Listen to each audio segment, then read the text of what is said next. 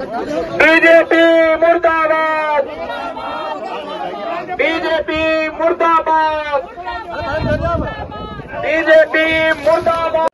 ये आक्रोश उत्तराखंड की भारतीय जनता पार्टी की सरकार के खिलाफ है। यह आक्रोश लैंसडौन के विधायक दिलीप सिंह रावत के खिलाफ है, जो कि लगातार तीसरी बार 2022 में चुने गए और अब कांग्रेस उनसे हिसाब मांग रही है। सरकार तुम जवाब दो,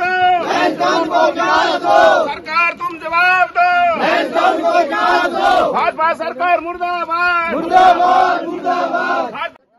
बीजेपी की सरकार और विधायक दिलीप सिंह रावत के खिलाफ कांग्रेस के कार्यकर्ताओं ने लैंसडौन की सड़कों पर पैदल मार्च निकाला, जन आक्रोश रैली निकाली। इस रैली के जरिए सवाल वही पूछे गए कि बीजेपी की लगातार दूसरी बार सरकार है, तीसरी बार बीजेपी के विधायक इस क्षेत्र से हैं, तो क्या यहाँ विकास के लिए जो दावे किए गए थे वो पूरे हुए हैं या नहीं। आज ये जो जन आक्रोश रैली लैंसडौन विधानसभा के अंतर्गत निकाली गई, उसका यही उद्देश्य था कि जिस तरीके से लैंसडौन विधानसभा की उपेक्षा की जा रही है उत्तराखंड सरकार द्वारा भी और यहाँ के क्षेत्र विधायक द्वारा भी, जो खुद इस बात को कह रहे हैं कि 11 साल के अंतराल में वो कोई विकास का काम लैंसडौन के अंदर नहीं कराए गए हैं। मैं सोचती हूँ कि जो अपने आप में एक दुर्भाग्यपूर्ण बात है और 11 सालों के अंदर लैंसडौन को जिस दिशा में जाना चाहिए था, आज मैं सोचती हूँ कि दुर्भाग्य है हमारी विधानसभा का कि चाहे शिक्षा हो, स्वास्थ्य हो, रोजगार हो या लैंसडौन की सड़कें हो, सारी व्यवस्था जो है लैंसडौन के अंदर चरमराई हुई है। पर इसी के लिए आज ये आवाज उठाने का काम लैंसडौन विधानसभा के अंदर कांग्रेस के कार्यकर्ताओं द्वारा किया गया है।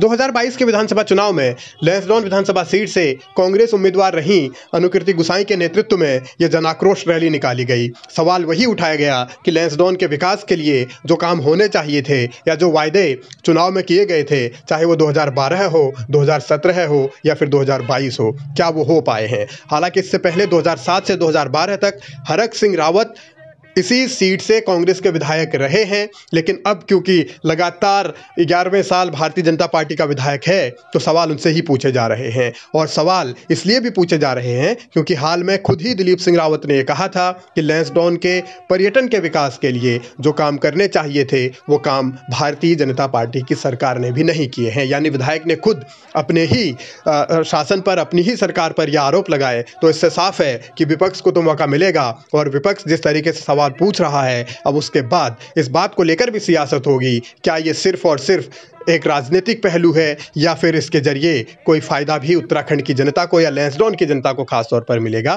क्योंकि अगर विधायक पहले खुद ये कहें कि उनके इलाके में विकास नहीं हो रहा, तो सवाल सिर्फ पर्यटन का नहीं होता, सवाल स्वास्थ्य, शिक्षा और दूसरे बुनियादी मुद्दों का भी होता है। अब देखना है कि ये लड़ाई कहां तक जाती है।